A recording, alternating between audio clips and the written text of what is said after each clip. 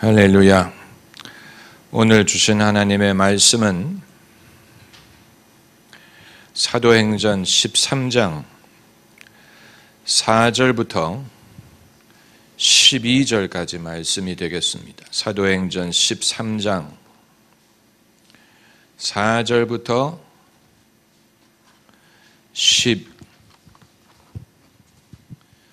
12절까지 함께 읽겠습니다. 두 사람이 성령의 보내심을 받아 실루기아에 내려가 거기서 배 타고 구브로로 가서 살라미에 이르러 하나님의 말씀을 유대인의 여러 회당에서 전할새 요한을 수종자로 두었더라. 온 섬 가운데로 지나서 바보에 이르러 바 예수라 하는 유대인 거짓 선지자 박수를 만나니 그가 총독 서기오 바울과 함께 있으니 서기오 바울은 지혜 있는 사람이라 바나바와 사울을 불러 하나님 말씀을 듣고자 하더라. 이 박수 엘루마는 이 이름을 번역하면 박수라. 저희를 대적하여 총독으로 믿지 못하게 힘쓰니 바울이라고 하는 사울이 성령이 충만하여 그를 주목하고 가로되 모든 괴계와 악행이 가득한 자요 마귀의 자식이요 모든 의의 원수요 주의 바른 길을 굽게 하기를 그치지 아니하겠느냐. 보라, 이제 주의 손이 내 위에 있으니 내가 소경이 되어 얼마 동안 해를 보지 못하리라 하니 즉시 안개와 어둠이 그를 덮어 인도할 사람을 두루 구하는지라. 이에 총독이 그렇게 된 것을 보고 믿으며 주의 가르치심을 기이 여기니라. 아멘. 예수님은 누구신가? 라는 찬송가는 있지만 성령님은 누구신가? 라는 찬송가는 없습니다.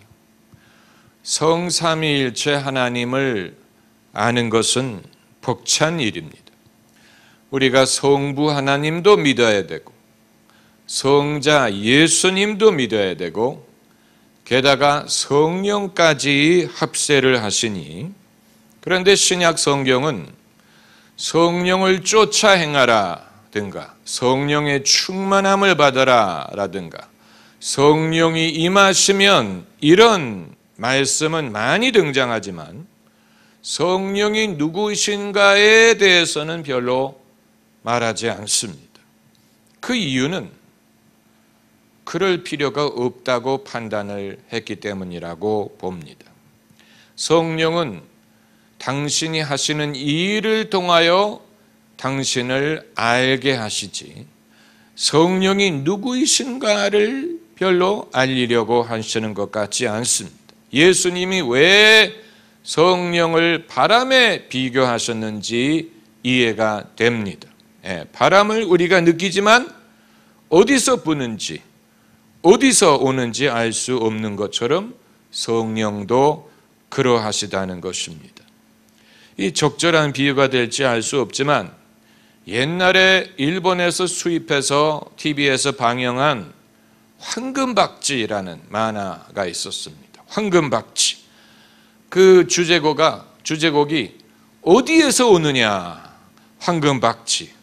소녀가 도와달라고 빌면 어디에선가 불현듯 나타나서 악당을 물리치고 소리 없이 사라졌습니다.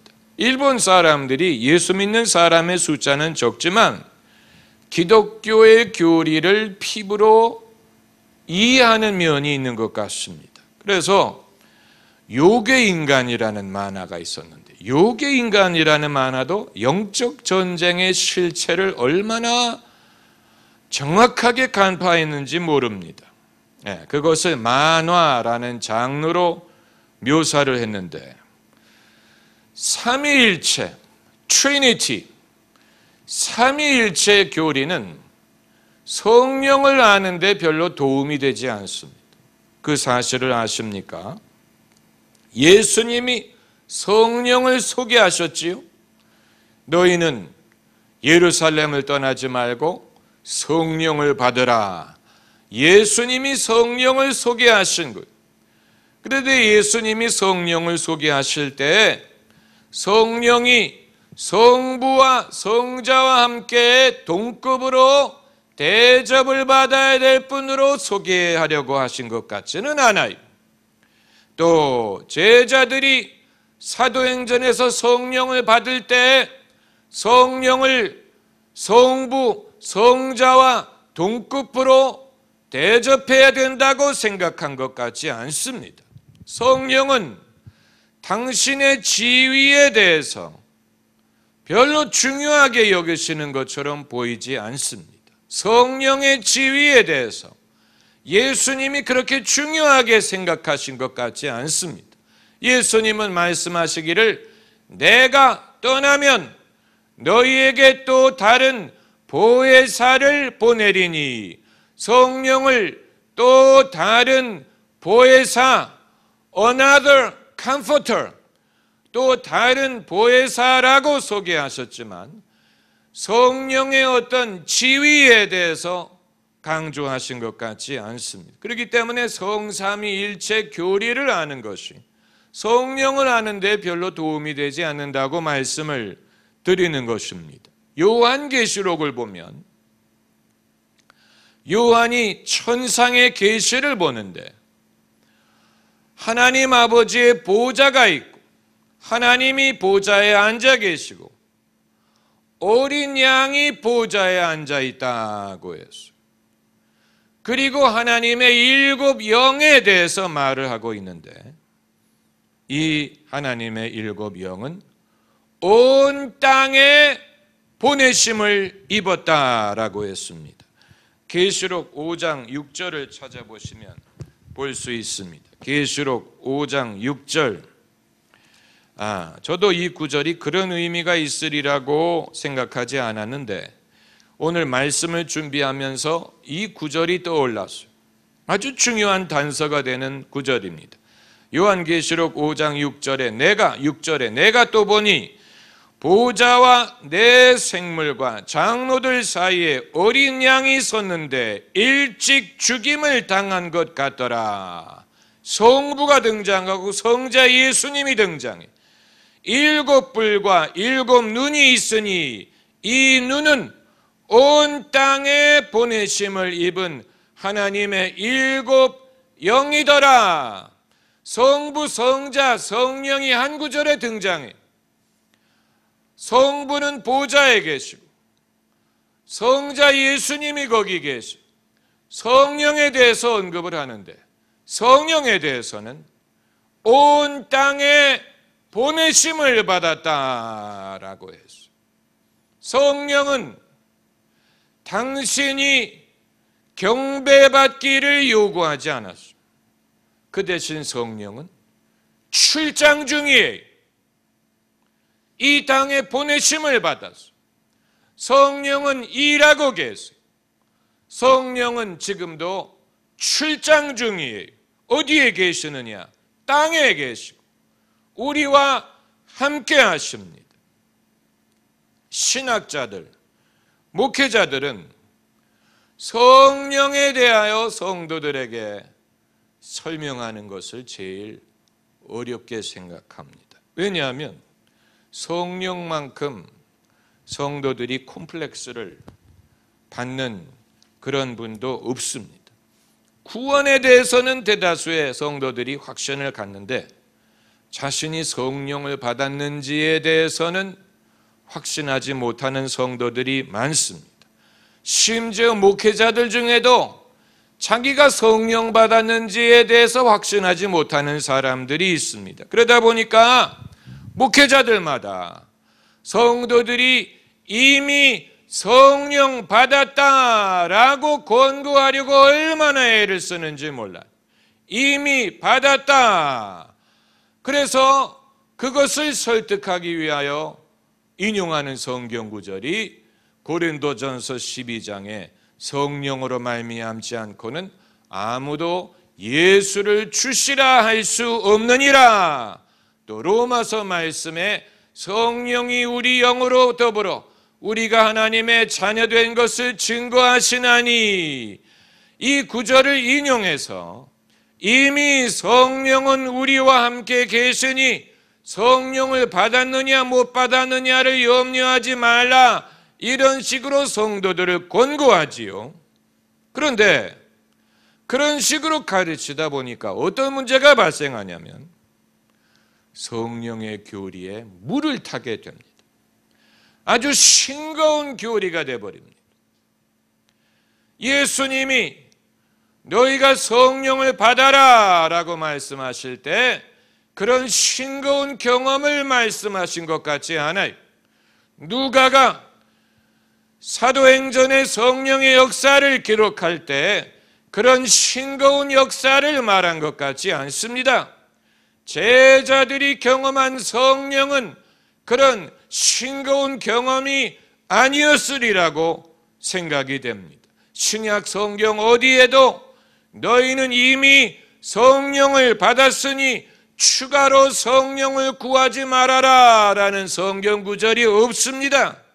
오히려 그것은 예수님의 가르침과 사도들의 경험에 역행하는 것입니다. 성령에는 크게 두 가지 면이 있다고 보는데, 하나는 도장과 같은 면이 있고 둘째는 휘발유와 같은 면이 있습니다. 도장이라는 것은 언약이 효력이 있다는 것을 증명하기 위해서 찍는 것입니다.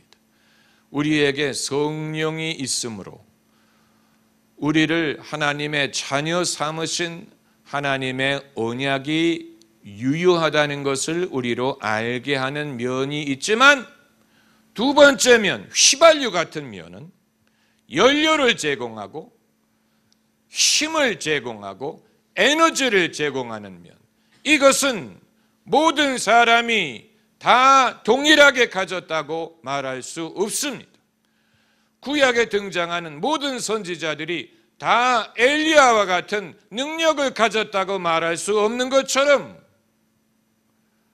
모든 사람에게 성령이 도장과 같은 역할을 한다고 모든 사람에게 동일하게 휘발유와 같은 힘을 제공하시는 것은 아닙니다.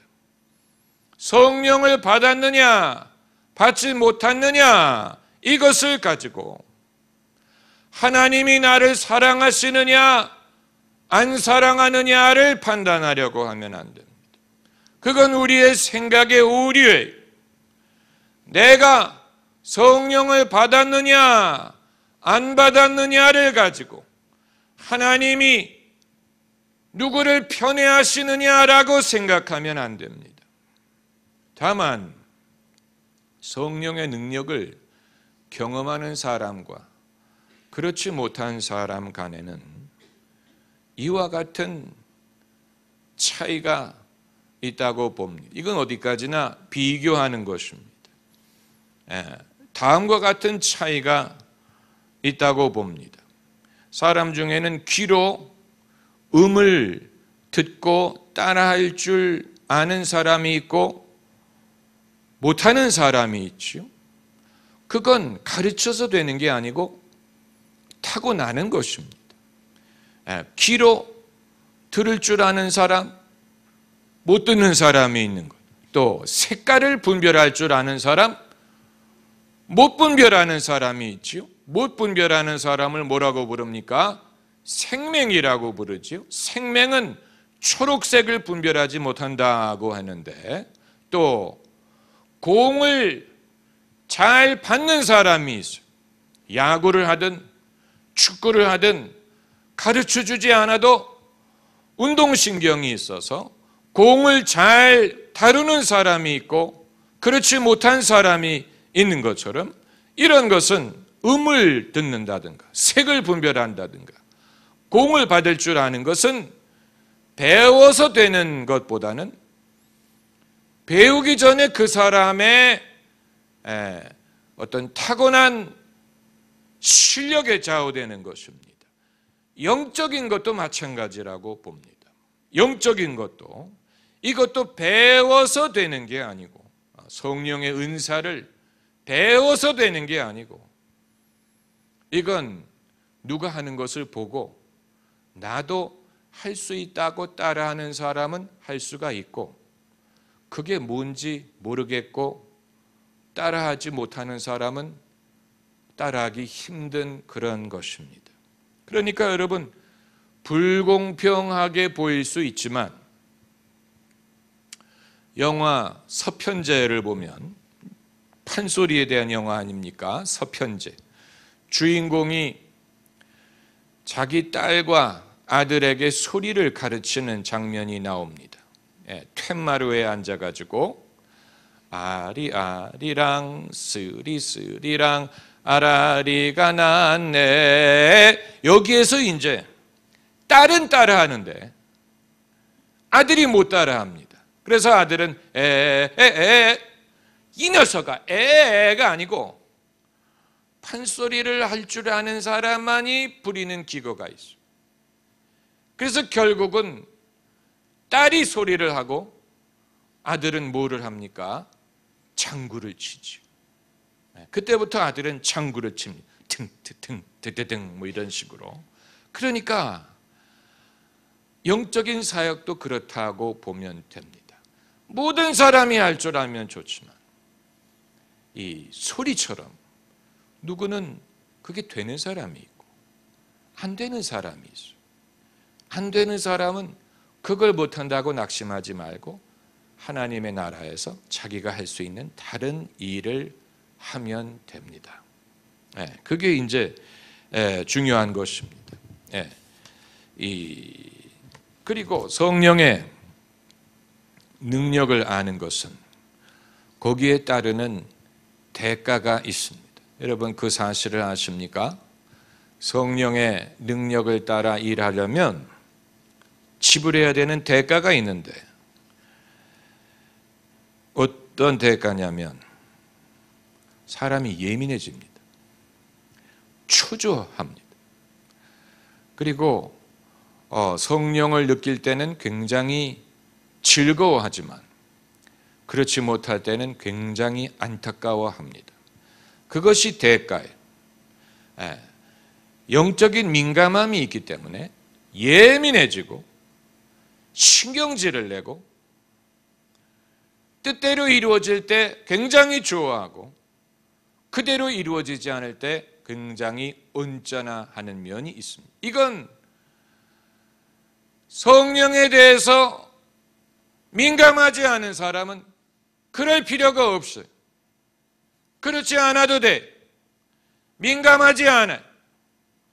그러나 영적인 사역을 하려고 하게 되면 기름 부음이 있는 것과 그렇지 않은 것을 느낄 수가 있기 때문에 기름 부음이 있을 때는 기뻐하고 기름 부음이 없을 때는 답답하게 여깁니다.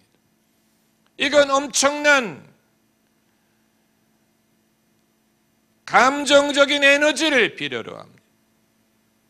신경을 쓰게 합니다.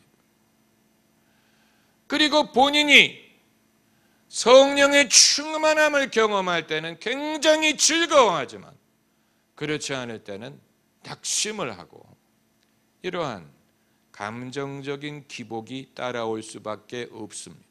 그게 아니고 둔한 사람은 감정적으로도 예민하지 않습니다. 이건 음악과도 비슷한 면이 있다고 봅니다. 음악에 대해서 예민한 사람은 그대로 그걸 연주할 수 있으면 굉장히 좋아하지만 못하면 언짢아하지 않습니까? 뭔가 자기가 연주할 수 있는데 그대로 되지 않는 것에 대해서 굉장히 신경을 쓰지 않습니까? 영적인 면에도 이러한 부분이 있습니다. 성령 충만할 때는 엄청나게 기쁨이 와요. 판소리하는 사람에게도 비슷한 면이 있다고 하는데 서편자에 아주 흡사한 면이 등장합니다. 그 주인공이 말하기를 소리꾼에게는 이 세상의 명예가 부럽지 않고 부귀가 부럽지 않다라고 말하는 면이 있는데 그것은 자기가 그 음악에 흠뻑 젖었을 때 얻는 만족감에 대해서 말하는 것입니다. 그 그 즐거움이 얼마나 크면 그 음악을 제대로만 할 수 있다면 세상의 명예가 부럽지 않다. 이렇게 말하는 것과 흡사한 면이 성령의 사역에도 있습니다. 그래서 성령이 임하시면 사람이 신바람인 신이 나요. 우리말에 신이 난다는 말이 그것을 아주 잘 표현한 신이 난다. 영적인 현상을 말하고 있습니다. 그런데 이것은 성령의 기름 부음은 영구적으로 사람에게 있는 것이 아니고 사람에게 잠시 임했다가 소정의 목적을 이룬 후에 떠나갑니다. 그리고 그 다음에는 사람이 힘이 쪽 빠져버려요. 그야말로 기진맥진합니다. 사역을 해본 분은 알아요. 성령이 임하실 때 힘이 나고 신이 나지만 소정의 목적을 이룬 후에 성령의 기름 부음이 떠나가시면 사람이 기운이 쪽 빠지고 그야말로 기진맥진한다는 것입니다. 그렇기 때문에 기도받기를 원하는 성도들은 성령의 기름 부음이 가장 강할 때 기도를 받아야지. 다 끝난 다음에 이제 집회가 끝난 후에 목사가 기진맥진했는데 그때 기도해달라고 오는 분들은 템포를 못 맞추는 것입니다.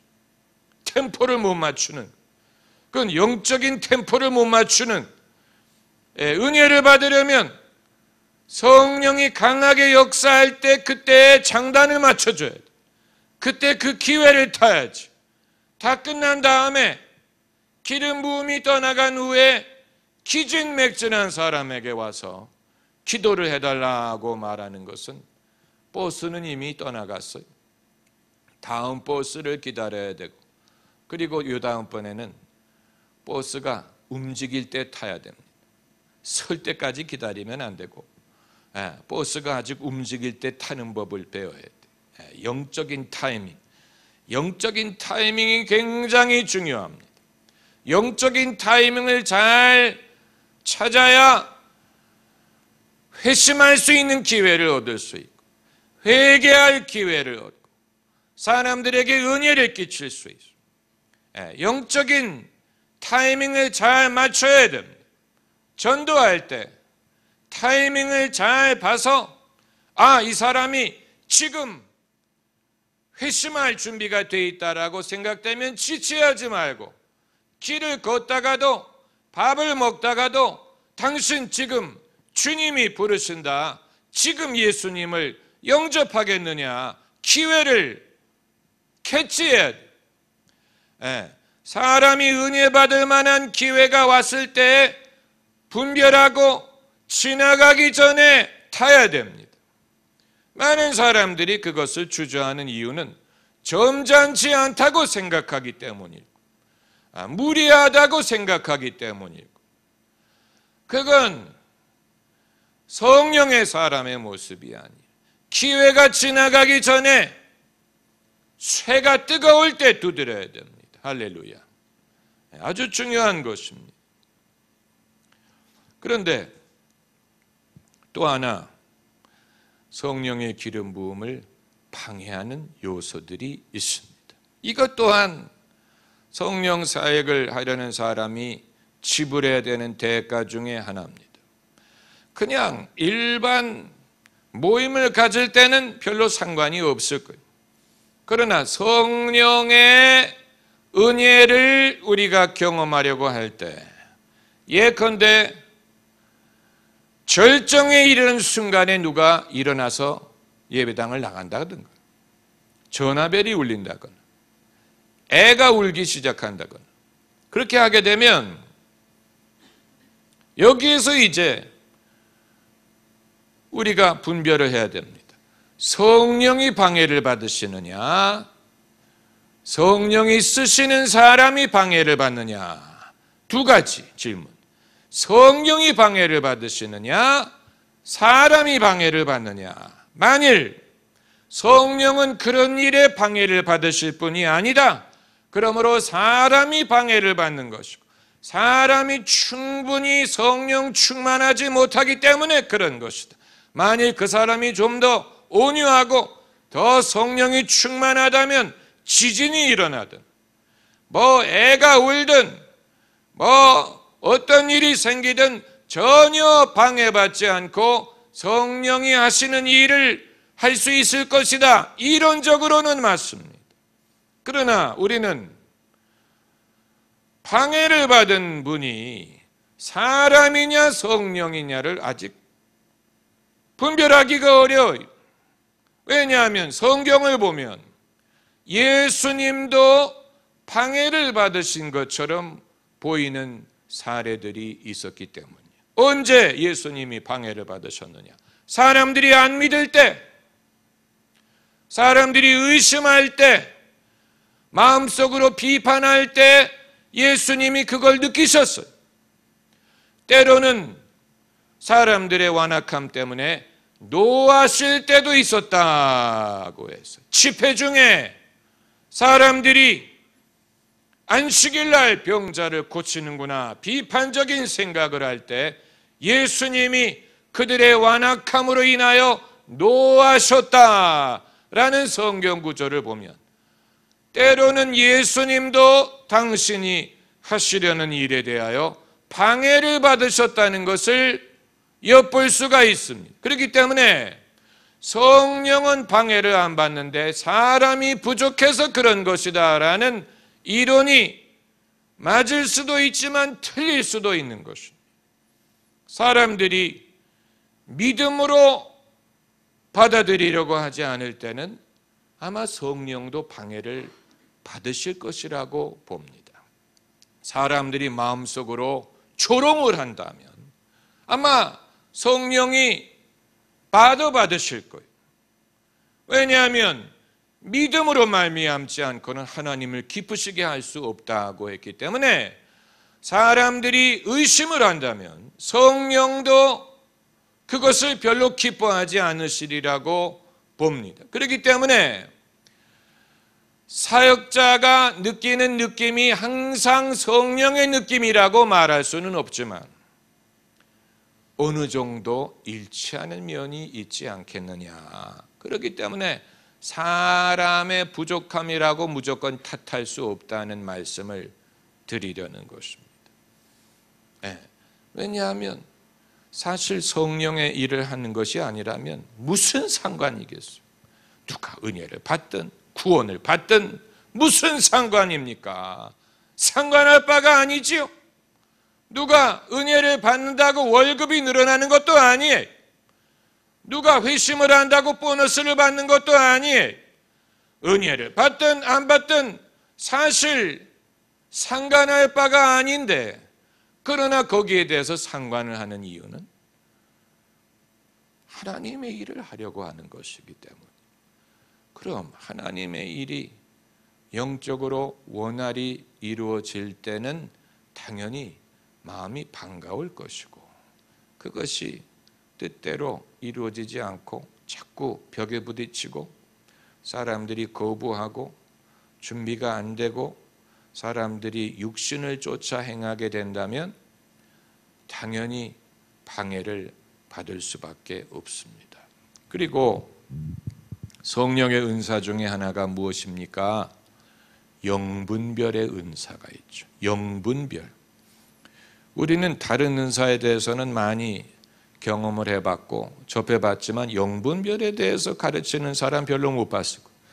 영분별을 어떻게 합니까? 대다수의 사람들은 내가 없는 은사이기 때문에 어떻게 되겠지? 뭔가 방법이 있을 거야 이렇게 막연하게 생각을 하지요. 그러나 여러분이 이미 영분별을 하고 있는데 그게 영분별인지 모르실 수도 있다는 사실 생각해 보셨어요?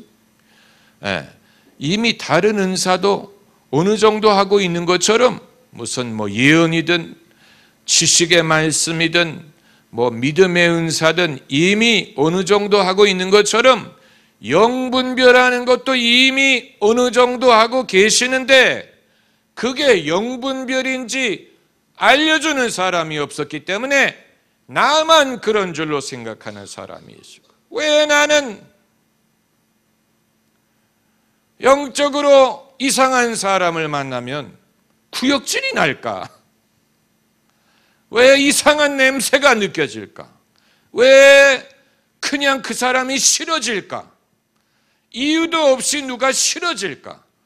저놈은 사기꾼이야 라는 생각이 왜 들까? 저 사람은 믿으면 안 돼라는 생각이 왜 들까? 나는 나쁜 놈이야. 그런 나쁜 생각을 하다니 사람을 외모로 평가하는 거야. 그런데 그럼에도 불구하고 누가 싫어요. 그냥 싫어. 이유 없이 이상해. 의심스러워. 신뢰가 안 가요. 우린 그걸 내 잘못이라고 생각을 하는데 그게 영분별이라면, 그게 이미 영을 분별하고 있는, 이미 그 사람 속에 내가 증명할 수는 없지만 저 사람은 아마 도둑놈일 거야. 저 사람은 지금 진실을 말하고 있지 않아. 저 사람은 거짓을 말하는지 진실을 말하는지 도대체 알 수가 없어. 느껴질 때가 있죠. 느껴질 때가 있어. 어린이들이 성추행범으로부터 자신을 보호할 수 있는 길을 가르치는 방법이 있다고 합니다. 어린애들이 어른을 만났을 때 기분이 이상하면 집에 빨리 오라고 가르치면 된대. 애들에게도 직감이 있어서 기분이 이상하다. 뭔가 기분이 이상할 때 그때 빨리 집에 와라. 이런 식으로 가르치면 애들이 위험한 상황에 이르렀을 때 그것을 피할 수 있다는 것입니다. 그러니까 사람이 자기가 느끼는 것을 어느 정도 신뢰해야 돼. 영분별이, 그러니까 여러분, 어디까지가 내 것이고 어디서부터가 성령의 것입니까? 이건 우리 모두가 고민하는 부분이지요. 예언을 할 때 어디가 내 생각이고 어디부터가 성령의 생각인지 늘 생각하지 않습니까? 내가 지금 내 의견을 말하는 것일까? 성령이 주시는 말씀을 하는 것일까? 예언을 하는 자라면 당연히 그 문제에 대해서 고민해야 되는 것처럼 영분별도 마찬가지. 내가 느끼는 이 감정이 영으로 분별하는 것인지 아니면 나의 사적인 감정인지, 그건 우리가 훈련을 통해서 배우고 할 줄 아는 선배를 통해서 배워야 됩니다. 그런데 우리가 평소에 만나는 사람들이 이런 영적인 것에 대해서는 전혀 관심도 없고, 만나면 늘 세상 얘기나 하는 사람이라면 배울 기회가 없는 것입니다. 여러분 주변에 그런 걸 배울 만한 사람을 좀 사귀세요. 쓸데없는 사람만 만나지 마시고 영적인 신령한 것을 사모하는 사람들을 친구로 두세요. 언니라도 형이라도 그런 사람을 주변에 두면 여러분의 신앙에 큰 도움이 됩니다. 그렇기 때문에 이제 성령이 누구신지, 성령이 누구냐를 신학적으로 아는 것보다 성령을 힘입는 법을 익히는 것이 100번 낫습니다. 성령은 이론으로 알 수 있는 분이 아니에요. 성령은 이 땅에 출장 오셨다고 말씀드렸죠. 성령은 바쁘게 일하시는 분이, 만일 우리가 성령을 힘있는 법을 배우고 있지 않다면 성령이 바쁘게 일하시는데 우리는 나의 혼자 길을 가고 있다는 얘기입니다. 성령은 땅에서 바쁘게 일하시는데, 제자가 된다는 말은 어떤 다른 것보다도 영적인 일에 대하여 입문하고 익숙해진다는 것을 말합니다. 저는 이 시대의 기독교인들이 제발 제자 훈련을 지적인 것으로 생각하지 않았으면 좋겠어요. 그건 무슨 책을 읽어서 되는 게 아니고 과정을 이수해서 되는 게 아니에요. 그건 판소리를 배우는 것처럼 여러분이 익혀야 되는 부분입니다. 여러분이 익혀야 됩니다. 수영을 배우는 것처럼, 자전거를 타는 것처럼 익혀야 되는 부분, 성령을 따르는 법, 성령의 기름 부음을 받는 법, 성령의 힘을 힘입는 법. 할렐루야. 여러분도 할 줄 알게 되시기를 바랍니다. 만일 18년을 저와 함께 계셨으면서도 못 배우셨다면 그건 못 배우는 겁니다. 뭐 달리 말할 필요 없어요. 18년이나 함께 했는데도 못 배우신다면 못 배우는 거예요. 뭐 도리가 없어요. 반대로 배우는 사람은 일주일만 함께 있어도 배웁니다. 한 번만 만나도 저렇게 하는 거구나. 나도 저렇게 할 수 있겠구나. 저분은 저렇게 하는구나. 저기에 길이 있구나. 배우게 됩니다. 내가 찾던 길이 저기에 있구나. 저분은 저렇게 저 문제를 해결하는구나. 배울 수 있어. 목사님, 그건 선천적인 것 아니에요? 타고나는 것 아닙니까? 뭐 미술의 재능이라든가 음악의 재능처럼 타고나는 것 아닙니까? 그건 여러 가지 설이 있는데 한 가지 분명한 것은 무속신앙처럼 물려받는 게 아니에요. 무속신앙에서는 어머니가 무당이면 딸도 무당이 될 가능성이 있죠. 신앙은 그렇지 않아요. 아버지가 목사라고 자식이 목사가 되리라는 법 없어요. 은사가 그런 식으로 물려지지 않아요. 그거 물려줄 수 있는 게 아니에요. 그 원리가 요한복음 3장에 있습니다. 요한복음 3장을 찾아보세요. 아주 중요한 것입니다. 우리가 목사의 자녀를 볼 때 저 아이도 엄마 아빠처럼 뭔가 은사가 있지 않을까 이런 생각을 하는데 마치 무슨 케네디 가문의 자녀면 뭐 케네디를 닮아서 무슨 정치적인 카리스마가 있지 않을까, 또 무슨 토스카니니의 후예라면 그 선조에 따라서 뭐 음악적인 재능이 있지 않을까, 뭐 이렇게 생각을 할 수 있지요. 그러나 영적인 것은 그렇지 않습니다. 그 이유는 요한복음 3장 6절에 육으로 난 것은 육이요 성령으로 난 것은 영이니.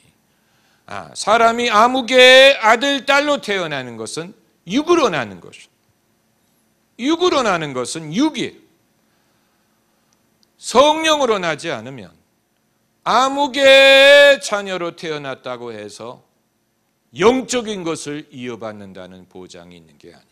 성령이 이것은 주시는 것입니다. 타고나는 게 아니에요. 제가 어렸을 때부터 무슨 친구들과 놀이할 때 무슨 교회 놀이를 한다든가 무슨 부흥의 놀이를 한 게 아니에요. 전혀 저와 상관이 없는 일이었어요. 제가 어렸을 때부터 무슨 영분별을 하면서 지나가는 사람들, 저 사람은 구원 받았나, 저 사람은 성령 받았나, 그런 것을 판단한 게 아니. 이건 이후에 예수님을 믿게 되고 신앙생활을 하면서 배우게 된 것이, 이전에 해본 적이 없는 일들을 한 거예요. 이전에 해본 적이 없는 일이에요. 저를 보세요. 원래부터 그것을 할 사람처럼 보입니까? 원래부터 그런 데 관심이 있었던 사람이 아니에요. 그러나 예수님을 믿고 섬기게 되니까 신앙생활을 통하여 배워지고 익히고 하게 된 것입니다. 처음부터 한 게 아니에요.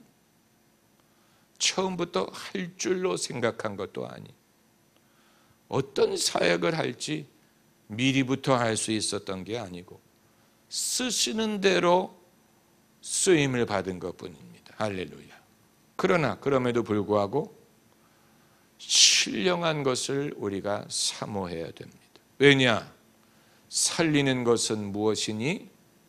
영이니 육은 어떠하니라? 무익하니라. 아주 중요한 것. 육은 무익해. 쓸모가 없다는 이 사람의 영혼을 구원하는데 육에 속한 것은 쓸모가 없어요. 살리는 것은 성령에 속한 것입니다. 할렐루야. 기도하십시다.